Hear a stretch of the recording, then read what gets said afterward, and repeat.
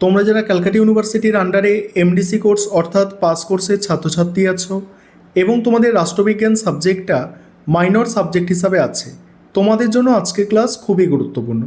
আজকের ক্লাসে তোমাদের প্রথম যে মাইনর পেপারটি আছে MN5, পেপারের নাম পাবলিক অ্যাডমিনিস্ট্রেশন। এই পেপারের শেষ মুহূর্তের সাজেশান এবং একটি মক টেস্টের প্রশ্নপত্র নিয়ে আলোচনা করব। দেখো 15 নম্বরের প্রশ্ন যেগুলো তোমাদের তৈরি করতে হবে, এবং তোমরা কোয়েশ্চেন প্যাটার্ন জানো, তোমাদের 15 নম্বরের প্রশ্ন 4টে অ্যান্সার করতে হবে এবং 5 নম্বরের প্রশ্ন 3টে অ্যান্সার করতে হবে, অর্থাৎ 75 মার্কসে পরীক্ষা হবে এক একটি পেপারে। 15 নম্বরের প্রশ্ন দেখো মডিউল 1 থেকে। প্রথম প্রশ্ন, বিশ্বায়ন, উদারীকরণ, বেসরকারীকরণ জনপ্রশাসনের চরিত্র বদলে দিচ্ছে, বিশ্লেষণ করো। এখানে দেখছো 3টে স্টার।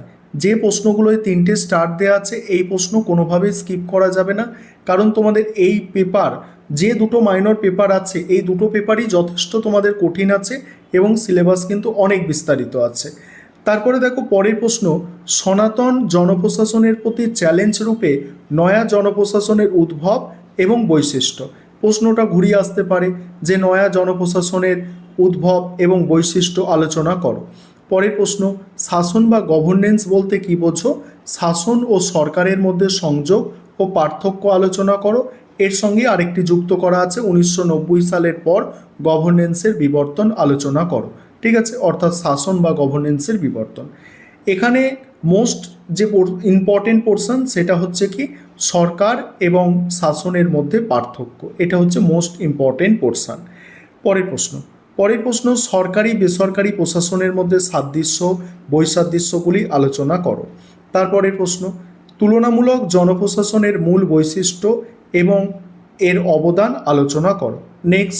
নেক্সট আছে একটি অধ্যায়ের বিষয় হিসাবে জনপ্রশাসনের বিবর্তন বা জনপ্রশাসনের বিবর্তনের পর্যায়ে আলোচনা করো। 6টা প্রশ্ন এখান থেকে দেওয়া হয়েছে। প্রায় সবকটা প্রশ্নই খুবই গুরুত্বপূর্ণ, তবে প্রথম 4টে সব থেকে গুরুত্বপূর্ণ। তারপরে হচ্ছে তোমাদের মডিউল 2 থেকে যে প্রশ্নগুলো আছে দেখো, সিদ্ধান্ত গ্রহণ বলতে কী বোঝো?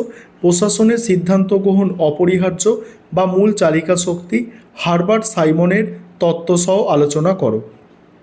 রিক্সের প্রিজমেটিক সালা মডেল জনপ্রশাসনের নতুন বিশ্লেষণ ধারার সূচনা করে, ব্যাখ্যা করো।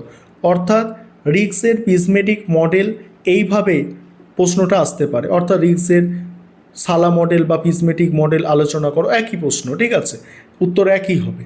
তারপর ম্যাক্স ওয়েবারের আমলাতন্ত্রের বৈশিষ্ট্য, তার এই দৃষ্টিভঙ্গি যান্ত্রিক কিনা আলোচনা করো। বা প্রশ্নটা ঘুরিয়ে আসতে পারে আমলাতন্ত্র সম্পর্কে ম্যাক্স ওয়েবারের ধারণা আলোচনা করো, এইভাবেও আসতে পারে।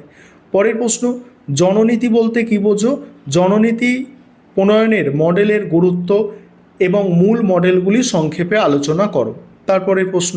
তারপরের প্রশ্ন আছে আমলাতন্ত্র সম্পর্কে কার্ল মার্কসের ধারণা বা তত্ত্ব আলোচনা করো। নেক্সট আছে জননীতি প্রণয়নের বিভিন্ন প্রতিষ্ঠান ও নীতি নির্ধারকদের ভূমিকা আলোচনা করো।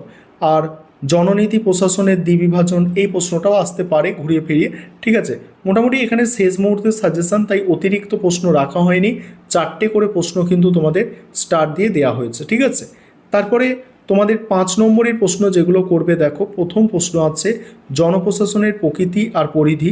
তারপরে হচ্ছে ভারতীয় পরিস্থিতিতে উন্নয়ন প্রশাসনের প্রাসঙ্গিকতা। নেক্সট আছে বৈদ্যুতিন প্রশাসন বা গভর্নেন্সের সুবিধা অসুবিধা।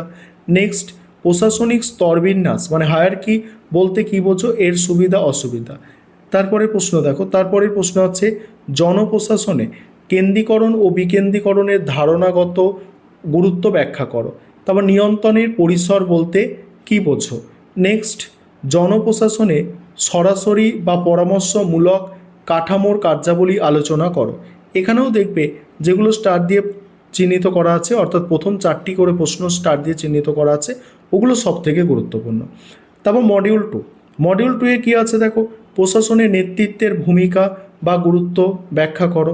পরের প্রশ্ন আছে আমলাতন্ত্র একটি লৌহ খাঁচা, ওয়েবারের তত্ত্ব অনুসারে বিশ্লেষণ করো। নেক্সট আছে সিদ্ধান্ত গ্রহণ প্রক্রিয়ায় যোগাযোগ ও নিয়ন্ত্রণের গুরুত্ব আলোচনা করো। নেক্সট আছে নীতি ও সিদ্ধান্তের মধ্যে পার্থক্য নিরূপণ করো। নেক্সট উন্নয়নশীল দেশে রিগসের সালা মডেল আলোচনা করো। পরের প্রশ্ন হচ্ছে প্রশাসনিক দায়বদ্ধতা বলতে কী বোঝো? প্রশাসনিক প্রক্রিয়ায় সমন্বয় সাধনের প্রয়োজনীয়তা সংক্ষেপে লেখো। এগুলো 5 নম্বরের প্রশ্ন। এবার তোমাদের মক টেস্টের প্রশ্নপত্র দেখে নাও। প্রথমে 5 নম্বরের প্রশ্ন দেখো যে জনপ্রশাসনের প্রকৃতি পরিধি, তারপরে ভারতীয় পরিস্থিতিতে উন্নয়ন প্রশাসনের প্রাসঙ্গিকতা, নেক্সট হচ্ছে বৈদ্যুতিন প্রশাসন বা ই গভর্নেন্সের সুবিধা অসুবিধা, তারপর প্রশাসনের নেতৃত্বের ভূমিকা বা গুরুত্ব, সিদ্ধান্ত গ্রহণ প্রক্রিয়ায় যোগাযোগ ও নিয়ন্ত্রণের গুরুত্ব। এবারে মডিউল 1 থেকে আছে, দেখো মডিউল 1 থেকে আছে প্রথম প্রশ্ন, বিশ্বায়ন, উদারীকরণ, বেসরকারীকরণ জনপ্রশাসনের চরিত্র বদলে দিচ্ছে, বিশ্লেষণ করো। তারপরে আছে সনাতনী জনপ্রশাসনের প্রতি চ্যালেঞ্জ রূপে নয়া জনপ্রশাসনের উদ্ভব ও বৈশিষ্ট্য। নেক্সট, শাসন বা গভর্নেন্স বলতে কী বোঝো? শাসন ও সরকারের মধ্যে সংযোগ ও পার্থক্য। এর সঙ্গেই আছে 1990 সালের পর গভর্নেন্সের বিবর্তন আলোচনা করো। তারপর মডিউল 2 থেকে দেখো সিদ্ধান্ত গ্রহণ বলতে কী বোঝো? প্রশাসনের সিদ্ধান্ত গ্রহণ অপরিহার্য বা মূল চালিকা শক্তি, হারবার্ট সাইমনের তত্ত্ব সহ আলোচনা করো। নেক্সট, রিগসের প্রিজমেটিক মডেল জনপ্রশাসনের নতুন বিশ্লেষণ ধারার সূচনা করে, ব্যাখ্যা করো।